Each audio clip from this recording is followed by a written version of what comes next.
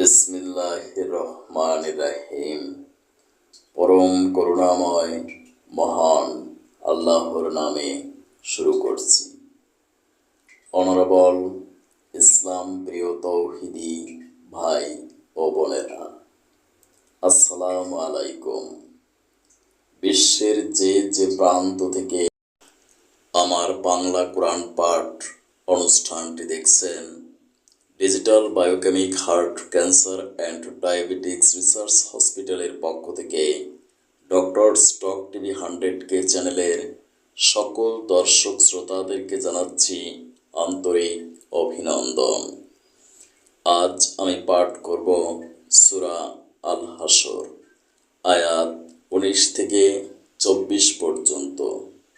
অনুষ্ঠানটি একযোগে TikTok, Instagram, Facebook ও YouTube channel থেকে সম্প্রচার করা হচ্ছে।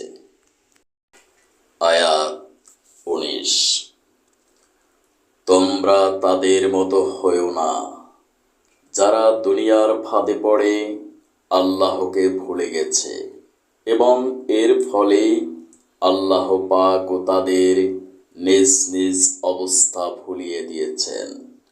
আসলে এরা হচ্ছে আল্লাহর নাফরমান। আয়াত 20। দোজখের অধিবাসী ও বেহেশতের অধিবাসীরা কখনো এক হতে পারে না, কেননা বেহেশতবাসীরাই সফল কাম। আয়াত 21। আমি যদি এ কোরআনকে কোনো পাহাড়ের উপর অবতীর্ণ করতাম, তাহলে আপনি নিশ্চয়ই তাকে দেখতেন কিভাবে তা বিনীত হয়ে আল্লাহর ভয়ে বিদীর্ণ হয়ে পড়েছে। আমি এসব উদাহরণ মানুষের জন্য এ কারণেই বর্ণনা করছি, যেন তারা কোরআনের মর্যাদা সম্পর্কে চিন্তা ভাবনা করতে পারে। আয়াত 22।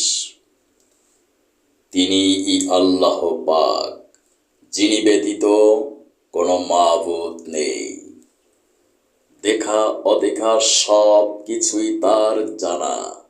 তিনি দয়াময়, তিনি করুণাময়।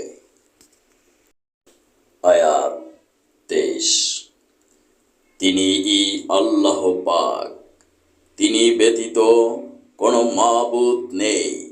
তিনি রাজ, তিনি পুত পবিত্র, তিনি শান্তিদাতা, তিনি বিধায়ক, তিনি শাস্তিদাতা, তিনি রক্ষক, তিনি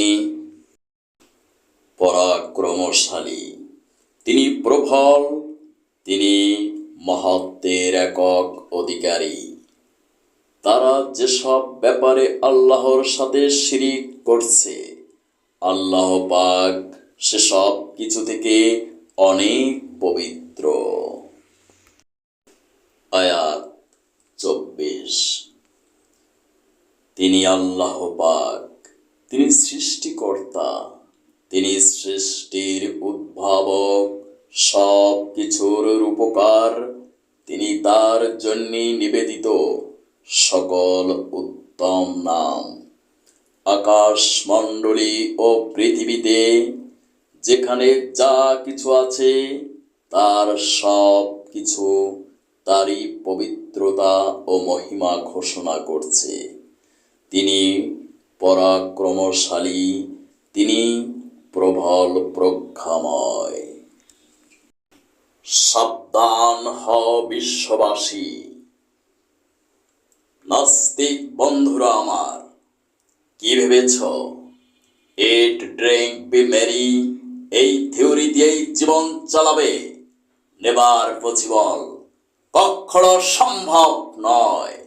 কারণ মহান আল্লাহ তাআলা এই কোরআনে যা কিছু বলেছেন, সব কিছু ইউনিভার্সাল ট্রুথ, তাতে কোনো সন্দেহ নাই। বিশ্বের আজ পর্যন্ত কোন সায়েন্টিস্ট কোরআনের একটা ভার্সকেও মিথ্যা প্রমাণ করতে পারেনি। সুতরাং হে বিশ্ববাসী, আমি তোমাদেরকে বিনীত বাক্যে অনুরোধ করছি, তোমরা no logic, no argument, at once voice, এক বাক্যে এ কোরআনকে মেনে নাও, তাহলেই পারলৌকিক মুক্তি অর্জন করতে পারবে ইনশাআল্লাহ।